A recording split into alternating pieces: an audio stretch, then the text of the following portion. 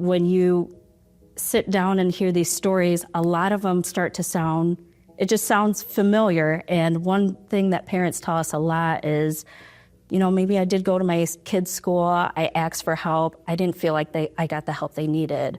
Or my kid was going to school, we want them in school, but it just didn't feel safe for them to be there. Or, maybe they were having mental health issues, and the parent, being the parent, thought, I don't want to make my kid go somewhere where they're not thriving. But they don't always know what to do after that. They just know that they don't want them to be in an unsafe environment, or one that doesn't help them grow at all. So I think you mentioned,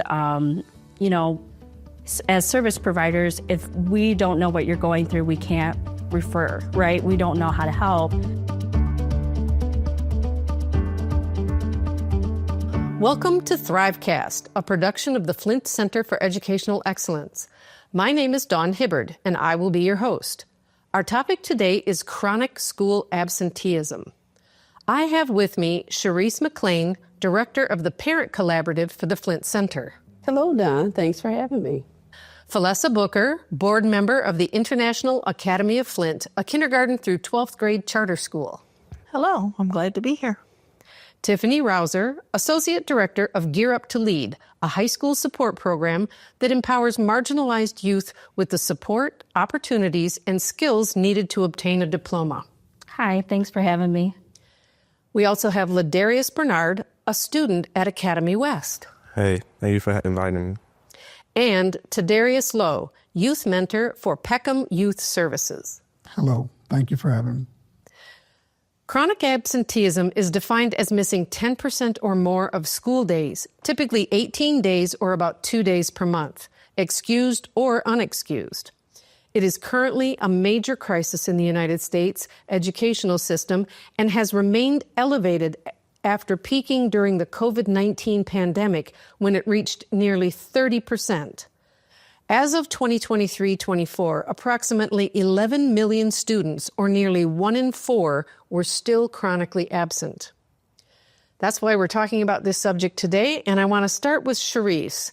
In your work with the Parent Collaborative of the Flint Center, you have become aware of the absenteeism crisis locally and nationally. Why is absenteeism an important issue to address? Well, Don, I think it's very important to start with a few statistics with our Flint kids. So let's begin with just where our Flint kids attend school. 80% of Flint resident kids, they actually attend school outside of their district. All right, so we have that figure there.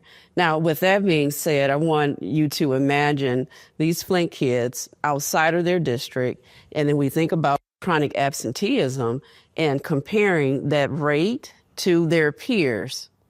The difference is that the Flint kids, the chronic absenteeism rate is much higher than their peers that live within that same school district, right? That's a pretty interesting statistic there, because it's like, what's going on? Why does that happen? Can one even say that it's because they live in Flint, right? Oftentimes Flint gets a bad rep. Well, not in this case, right? They attend school. They may live in Flint, but they go to school elsewhere, and there's a very high percentage of chronic absenteeism. And why is that important that we actually address this issue? Because number one, it's definitely a barrier to education. You have to be in school to learn, to get it. And then we deal with the root causes of all that, which I know that's something that we're going to discuss. But in order for kids to be able to be, our students, our young scholars to be able to be successful, they need to be in school in some capacity. Tiffany, I wanted to ask you, what do you see, because you're working with students who have maybe stepped out of traditional education, what do you see as some of the root causes of absenteeism and maybe why students are stepping out of traditional education and opting for something like Gear Up to Lead? Yeah, so at Gear Up, every young person that we see, we do an intake and we ask them what their barriers were, why maybe they've stopped going to a traditional high school setting, and how we can help them get back on track. So usually the students that we work with are on an online program. And when your school is online, it can follow you anywhere. So that does cut back on like the transportation barriers that we see oftentimes, but it creates new barriers because even though your school, if it's online, it follows you, you still have to have the discipline to log in every day and you still need that support. So definitely having online schooling can solve one problem, maybe cause another, if that makes sense. But something that we try to do is, even if they don't go to our direct high school program, is we have students that are Flint kids and they're going out of district and they reach out to us for bus passes all the time. And usually it's, we couldn't get to school if we didn't have this bus pass. So we try to support students even, that we don't enroll in our own program just to make sure that they're still successful in school. And then for those students that are online, we make sure that we mentor them and stay in constant contact with them just so they can continue to be successful. I'm going to stick with the high school theme right now and ask Ladarius. You are a high school student. Can you give us some insight as to why at the high school level students might be stepping away from school? Or what do you see as the barriers or the causes of students just not showing up?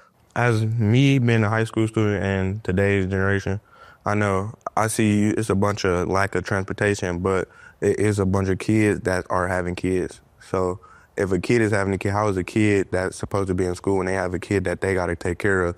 Then there's parents that are ill, that don't have anything, that still working there, they still trying to make sure everything good. With one sibling, one parent in the household, 4 siblings, one older sibling, somebody got to take all the pressure off the mom back or off the dad back. Ain't nobody just go sit there and watch their parents go through what they got to go through. So somebody go do what they got to do. School is too much going to school. You got to worry about your grade. Then if you step away from school, it's like you got some pressure off your back. But once you step out of school, once you go into life, no GED, no job, no none of that. So it's like you just got to, it's really where your mind at. If you're not motivated to do it, you're not motivated to do it. You're not going to do it. What do you think schools could do that would encourage young people, even if they have some of these pressures at home, to come to school and not step out? Is there something the school could do, provide? Are there services that they might be able to provide? I don't think it's too many problems. There's no one problem. It's not one problem. So one service can't fix it. There's so many problems. You got to talk to so many people. I can't tell you what I go through. It's a whole world out here. Let's step back to K-12, and I'm going to ask Felessa, as a board member for a charter school that goes from kindergarten to 12th grade, and I know that the International Academy is located inside the city of Flint. So technically, you're not a Flint community school, but you are a Flint school.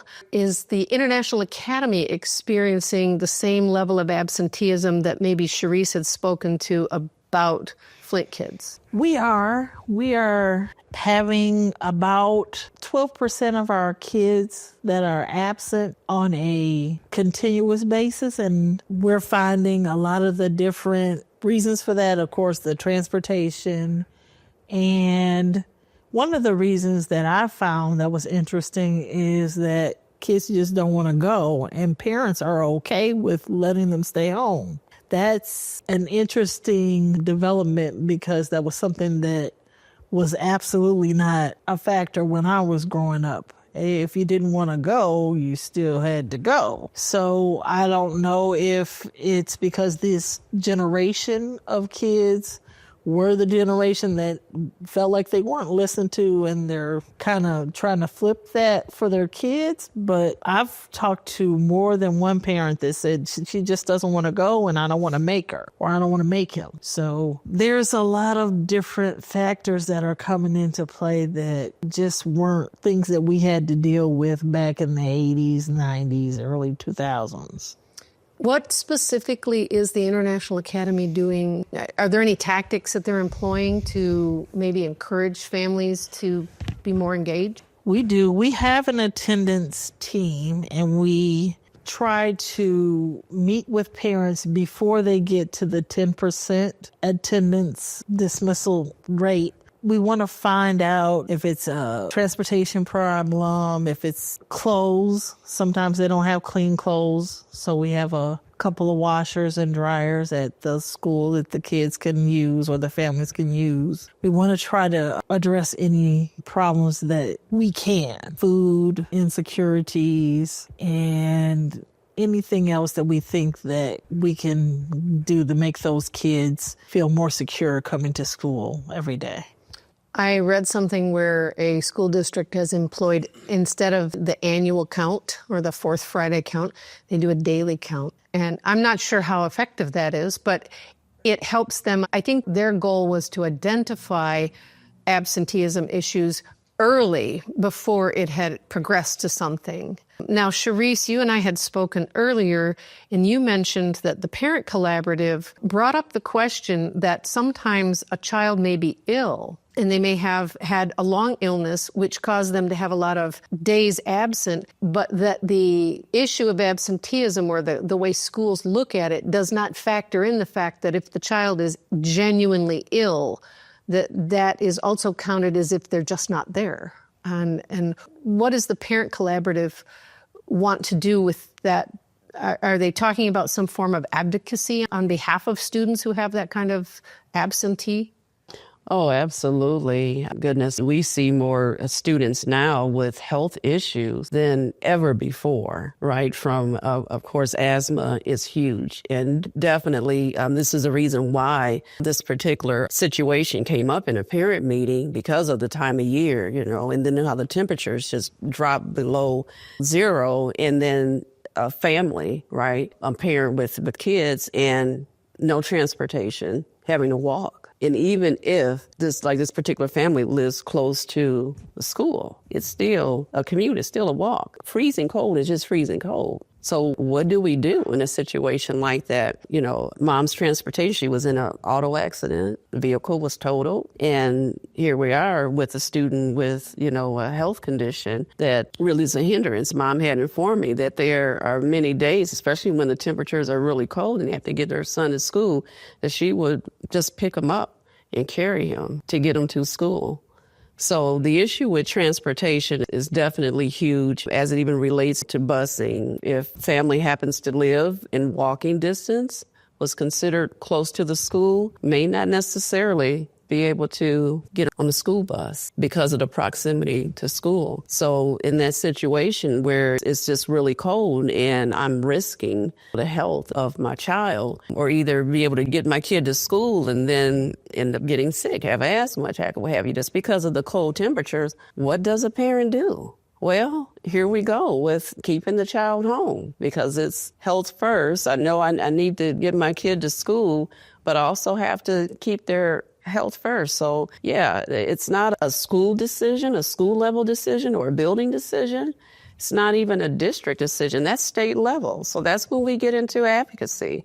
That's when we need to meet with our legislators and say, hey, we need to increase or need to be able to change the structure of what's considered excused, non-excused, and if it is a medical excuse absent, then let it be that. And where it's not counted against those minimum number of days as where it's considered chronic absenteeism. So that's the thing. And again, that's state level. So neither should we point a finger and shake our finger at the schools because it's not a school or district issue. They didn't make the rule. We have to take it higher up, which is one of the reasons why the community conversation around chronic absenteeism was to get representation, parents, caregivers, youth, community orgs, right? Concerned community members into one space so that, okay, what are some of these root causes? What are some of these issues? And how can we begin to resolve these things? And on what level?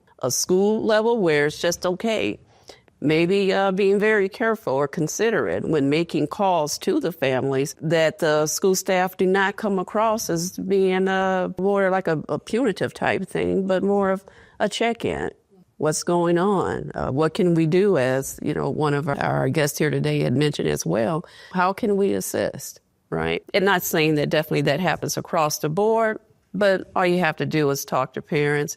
It happens. It happens. So there's some things on all levels that can really improve And that is the goal of the collaborative. Let's get down to the things that we can really get a hold on and hopefully make these changes and move in that direction. Now, what came up today is just some students not wanting to just go to school. Well, is that advocacy? Is that a state level, change? I don't know about that, but what I definitely can say, wanting to really meet with parents and caregivers, there's still root causes behind that. For a caregiver to may have that mindset that it's okay to not attend school. Very curious as to what happened. Where did the shift take place? Where that is just okay. Because as we know, that education, life skills, how to be able to even navigate through life is learned at home, but it's also learned at school as well. It's a combination of the two for our young scholars to be successful. Well, and I think that both Felissa and Ladarius spoke to the pressures on a family. Felissa said that the parents don't want to make them, and there's something, like you said, there's a root cause behind that. Why is the parent not wanting to force the child to do something that the child is saying is making them uncomfortable? And Ladarius spoke to the fact that the child feels responsible to the family and to help out the family unit. And so it sounds like one of the things that needs to be addressed is somehow supporting the family, the entire family, which, of course, here at the Flint Center, that's our whole focus. It's the entire child, which we recognize as also includes their parents. So if there's support needed for the parents, that might shift some of these issues off of the barrier and into not being a barrier anymore. Donna, can I jump in there for a minute? Sure. That's great conversation, and we were talking about the parents not wanting to force the students. I was just thinking of model behavior. A lot of this generation of parents, mental health is at an all-time high. And I believe with the awareness of mental health, they're realizing it, and it's taking a toll on them. And that model behavior is actually falling to the youth, to where they seeing that mom and dad are giving as much as they can. And so as much as they can is, I'm not going that far. Mom and dad are not going that far. They're not pushing me because they feeling as if, well, my child's mental health is at risk. I don't want them to end up like me. I don't want them to feel the way I feel. I feel overwhelmed. We just got over COVID. Prices are increasing, all these things. And so the pressure of the child, not only seeing their parents struggle, seeing their parents in this state of mind where they feel like life is heavy, the child feels what the parent feels. And so I don't want to go to school. I don't want to go into a classroom to learn. I don't want to, and if you don't make me, I'm definitely not. I'm a child. I'm an innocent. I'm a sponge if you don't make me do these things. And so a kid that has the freedom to make this decision, as well as running the household, that's not their goal. That's not their thing.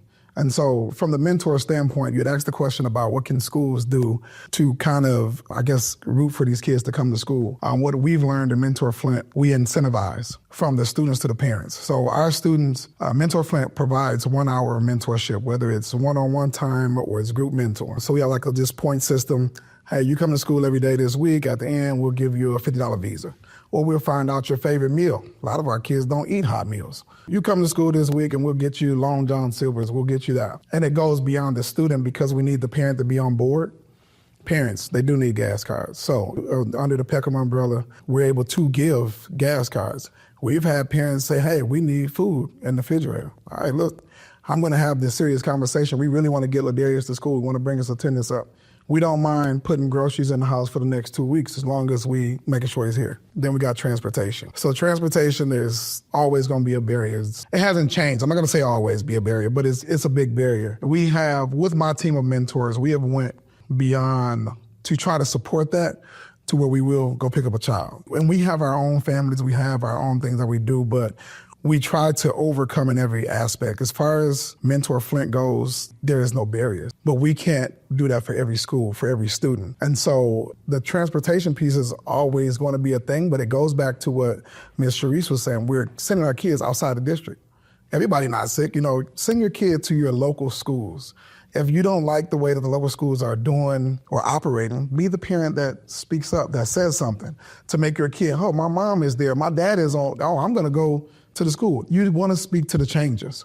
And so parents being involved, mental health and transportation, those are just key things that we see from a mentor side, but it just is the village. It takes the whole village. It used to be if you couldn't take your child to school, ask neighbor so-and-so, you can ride with them, those things. So It's a lot, but I believe the numbers can be brought down. It definitely can be brought down. And it does seem that the diaspora of students out of Flint schools, you said 80% of children who live inside the city of Flint do not go to a Flint school. So it almost seems like that magnifies the transportation issue because you're one car repair away from not being able to make it.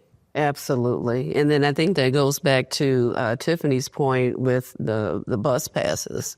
During enrollment, first week of school, first month or what have you, the car's working just fine. And back and forth to school we go, no problem. But then, just like you stated, Don, as soon as there's an issue, and then don't let it be an issue that one can't afford, because then that's going to be where that car is backed up by the garage for probably quite a bit of time until, the parent is able to just save up. And then now here we go, either going to Gear Up to Lead or Peckham or wherever one can go to get bus passes to commute outside of the district. So to Daria's point, if one of the reasons being that, hey, well, my district school does not offer what my child needs, then what do we do? The solution is really not to relocate, transition to another school.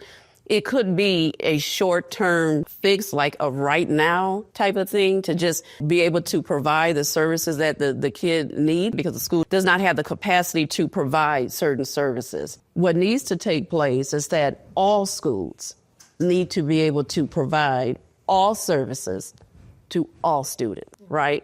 Then it would not be so much of all this ripping and running around and then pulling out and kids going here, not this school, go to another one, not that one. Well, I'm going to go to a different city. And then what does this do to our kids? Well, and that's part of it.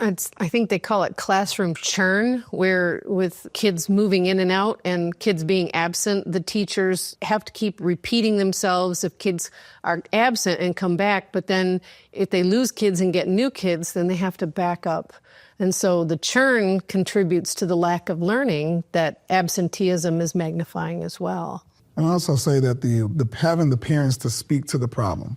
If there's something that your child struggle with and you don't let us know, we don't know. So instead of you just instantly taking them out or going to all these different school districts, there needs to be parents, your voice matters as well. It's not just drop them off and go. It's like, hey, so-and-so only learns better after lunch when they eat lunch. And so that there's communication, that we know how to serve this kid. And also putting your pride aside to say that you need help. There's a lot of parents that do not say anything. There's so many organizations in Flint that are willing to help these households, but we just don't know.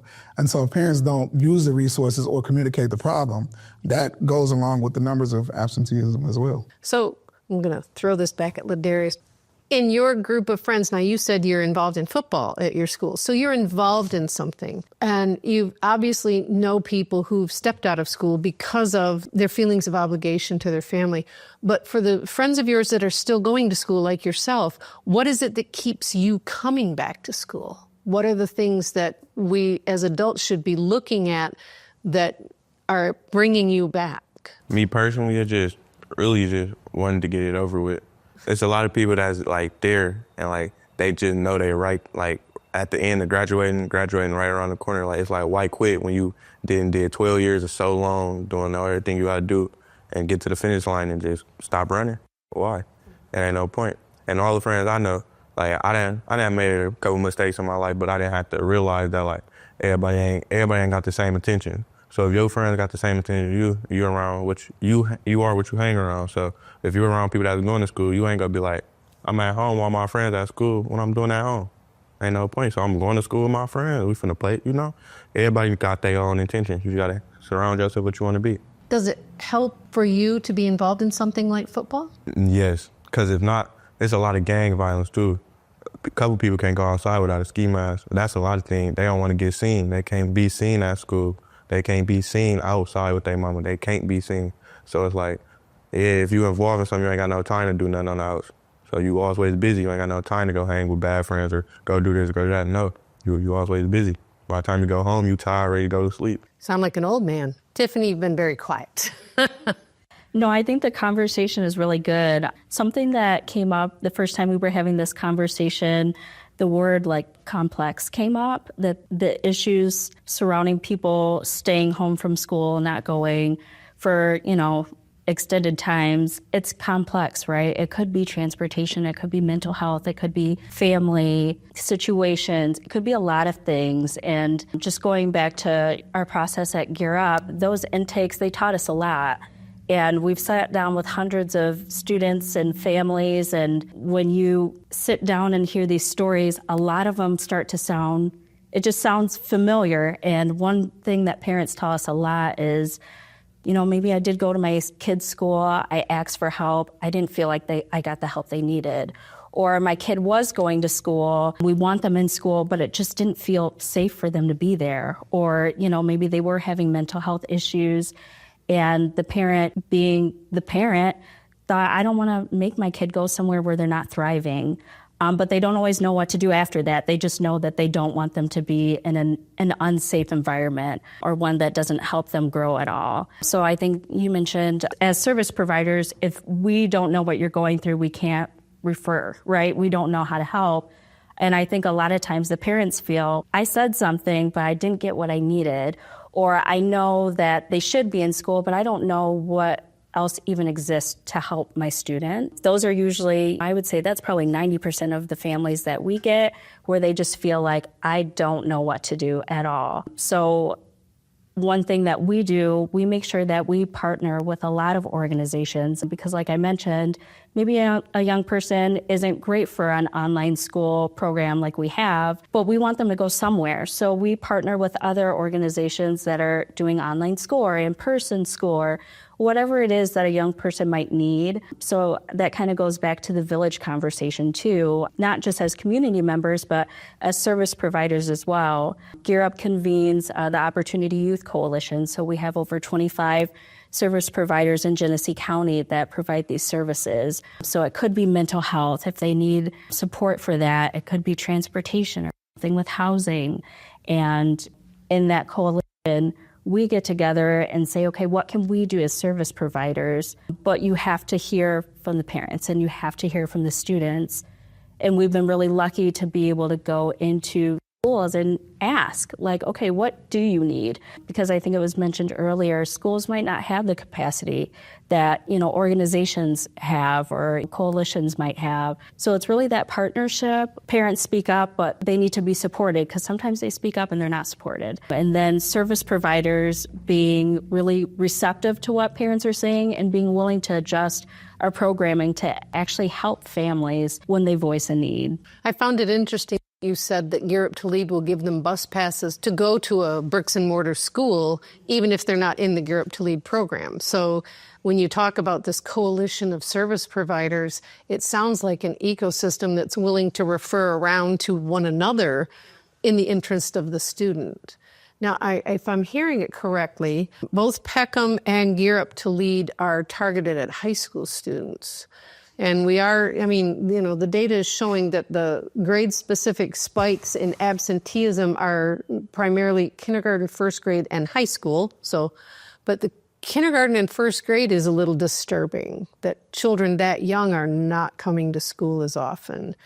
So do we think, I'm throwing it to the people who've talked to more parents, and I'm looking at Palessa. Do we think that maybe with children that young, the parents, as you said, the parents say, well, it's okay for them not to go.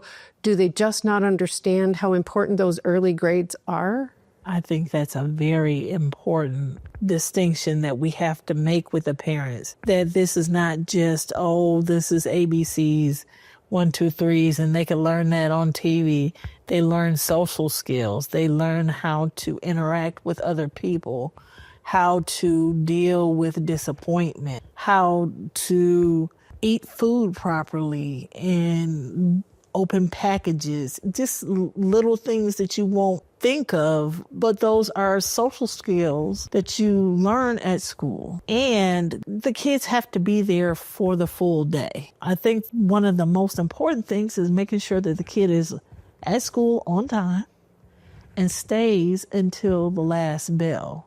Sometimes we have parents who want to beat the rush in the parking lot. So you consistently pick your kid up 45 minutes early. Well, that means you miss that last class, or you only get 5 minutes of that last class. And then, surprise, your kid's not doing well in the last class because they only had 5 minutes of it because you don't want to be in the pickup line. So everything is so complex and so interwoven. And we just have to keep ticking off these problems one by one. And hopefully one day we'll be able to get everybody where they need to be for the full day and get success in our students that way. I'm hearing a lot about parents, so I'm going to throw this back to Charisse, because as the director of the Parent Collaborative for the Flint Center, your group has grown to over 120 people now, if I'm correct. Yeah. And these are people who are engaging at all levels. So these are people from schools across the district, outside the district, charter schools, parents, people who don't even have children in the school system have joined your group to come together and try and come up with ways to advocate to get all of these things that everyone in this room is talking about, the services that are needed. But I'm hearing a common thread of parent engagement, getting the parents involved. Yes, absolutely. That truly is the common thread. I think also what's very common, and one of the things that we need to get back to, is the love for learning, like recreating that passion, making reading exciting, because it's an opportunity to actually travel in one's mind, right? I see it as being jazz music, and that's instrumental, right? One of the reasons at a very young age I fell in love with jazz, because there were no lyrics, no words. It gave me an opportunity to even put lyrics to the music. I was able to be creative. I think if we really began to just tune in to how can we, with this generation of young scholars, how can we recreate that love and that passion and excitement for learning? How can we create that love and passion and excitement when there's so many disparities, right? In your house, you have a book and maybe you have this excitement to read, but you look out your window and there are just a row of abandoned, dilapidated houses. And there's someone selling drugs on the corner. And there's all these things that just screams hopelessness. How do we have hope with so much that's going on that just literally, mentally, emotionally just eat people alive? And that is being able to step outside of oneself and to ask, hey, how are you doing? Can we show up for one another intentionally, wholeheartedly? You know, that is the foundation right there. It's not how you doing and you keep on walking and don't even stay to get the answer, which is very common. You're really not interested in my well-being and how I'm actually doing. It's just a nicety. And also wanting to cheer for your child. And so from the mentor's standpoint, I see a lot of parents who almost just kind of drop the child and go. And it's like, I want you to be a part of this process as well. I want you to be cheering for your child and finding every small win to be cheering for your child. They don't have to be A student, they have to be B students. If they got a C and it came from a D, just cheering for your child, because a lot of these students don't have cheerleaders. From the time they wake up to the time they go home, back to they're raising themselves. And that's where my team of mentors do come along cheering for the student, but we're only with them for so many hours of a day. They have to go back to survival mode. They have to go back to this life that was given to them. But just finding, we are literally just a safe space for these kids in the moment, telling them all the great things that they can do and that they can overcome. But it does start back at home. I have to send your child back to you. And so just being able to cheer for your child and wanting them to do great, despite everything we all are faced with troubles. And some things you cannot change. But I think that one good job, that one keep going, will change the day, the morning, the afternoon of a child to make them want to keep coming to school. And that's why I just enjoy doing what we do as mentors, because we get to go into these schools that don't have the staff, that don't have the resources, and support them for as long as we need to. It can definitely be it can definitely be changed. Yeah, and I'd like to also add, even to Darius' points, as it relates to mentors and role models and having parent role models, such as the members of the Flint Parent Collaborative, also the parent ambassadors that are in the schools. And these are parents that have verbalized, stepped up to the plate, and it's like, hey, I desire to be a part of the solution. I desire to actually be proactive and catch things before it becomes an issue. So the more parents and caregivers and concerned community members that we have that definitely would just adopt a school, right? Adopt a school, embrace a school, and be that smiling face, to Darius' point, be that person that you're going to step up and be that role model. And even if you don't have to always say too much, it's just that presence of caring that can make the world of difference, where that parent or that kid and even staff, everyone who's not going through things, let's not forget about the educators and the staff as well, right? Miss days with them as well because of health issues and different things going on. It's not just the family, just the parents, just the kids. It's also staff as well. And that's why it's really important to have these intentional check-ins. They do help. And why? Because people begin to see, man, there's nothing up Miss Cherie's sleeves. She's very genuine. She's real. She really cares. And that's when we begin to just break up some of that hard, rocky foundation to be able to just make a difference in someone's life, to begin to show up. And that's what we're talking about, showing up to bring the kids to school, showing up for parent engagement activities, to be involved and saying, I want to be a part of this positive change. So on that note, I mean, we've talked a lot about a lot of heavy things today. I would like to end on a positive note and go around the room and have everybody tell me something good that's happened. You too. I think, Cherie, you with the Parent Collaborative, you have some great stories, so. Oh, wow. Something good that's happened, and I don't even know where to start. Wow. I think one would be the growth of the collaborative in a short period of time. It was actually April 22nd of last year. I remember we were under 40, I think like 35 members. And then December, just this past December, I think the count was around 79 or 80. And then as of today, we're like knocking on the doors of 130 members. Wow. So one of the things I definitely know everyone here is that parents don't care. They care. It's just so much that's going on. And I think, and when we talk about wins, that's a win in itself to see so many parents and community orgs, right? All of us coming together because we do care. That's a beautiful thing in itself right there. And that is a huge win.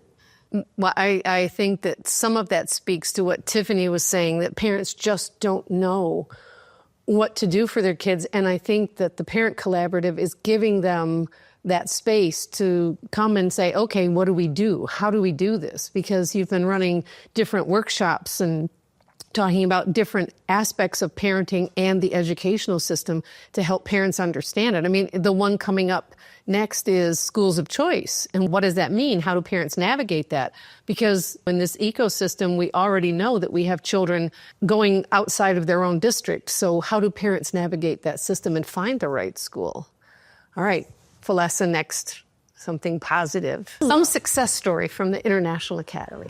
I love the culture at International Academy of Flint because there's so many ways to succeed, and there's so many people, like Darius was saying, that cheer you on. We have fathers that will stand outside every morning. Good morning, how you doing? What you doing? Oh, I see you got some new tennis shoes on. Or, oh, I like that jacket. Give me that jacket. Just building a good rapport with the kids, and they get excited about seeing folks and speaking and learning how to speak back and interact with people. And Latarius looks like, oh, you're going to make me talk. No, it's just an exciting environment to be around. You go in and you talk to the folks in the front desk, and they're happy to see you. And it all builds your day. So when you get to your teacher, you've already had 2 or 3 positive experiences and you're ready. So I just love going in and you just sense a good, solid environment. And that gives me peace, and I feel like as a board member that I'm contributing to that. And so that's a pat on the back for everybody. Well, building good culture speaks to something that Cherise said about this. We keep using the term the village. And so when we're saying that is building the good culture, where the International Academy of Flint has built it in its smaller environment. That's just something we need to expand out everywhere that we have our young people coming to school. All right, Tiffany, next. Well, I think I mentioned earlier, a lot of the young people and families that come to us are usually coming to us because they are just at their wits' end. They don't know where else to turn. They don't know what resources are there. So when they come to us, they can feel just like we just need any kind of help that you can bring us kind of thing.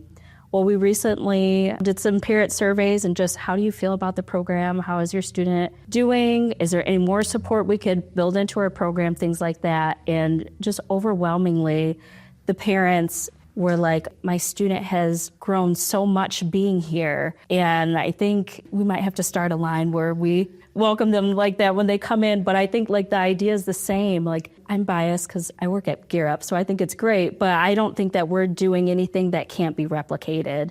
When young people feel supported and when parents feel supported, they thrive. And when they have the resources that they need in the community, they thrive.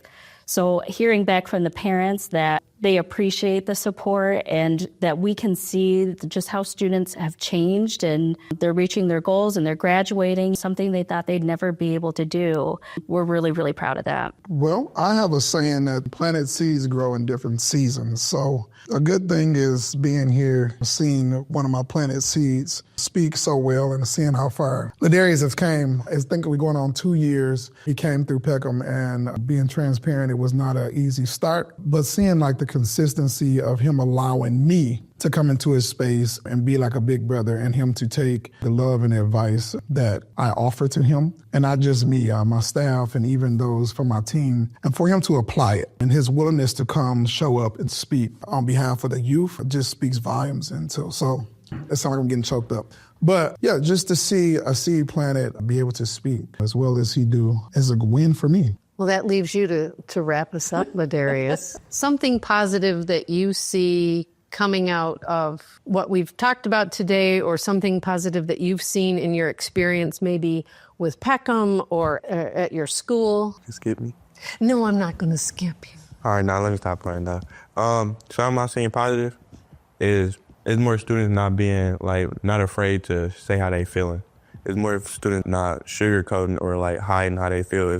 It's more students at my school, if they want something done, they see a trusted adult that you can go to. It's a lot of people at my school that you can talk to. It's a lot of people that's a safe space. So I have seen that change a lot. Because at first, if you want a passionate thing, the workers got to be passionate about what they do too. But I've seen them now. It's a lot of workers at that school that like what they're doing, that really want to see change in the people, so they listen to you. So yeah, that's positive right there. Well, that is definitely going out on a positive note, that the students are responding to the adults who are trying to create the positive culture. Awesome.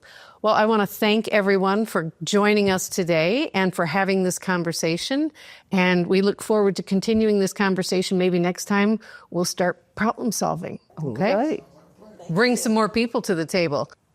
Thank you, everybody. Thanks, Don. Thank you. You've been listening to THRIVEcast. It's a podcast of the Flint Center for Educational Excellence.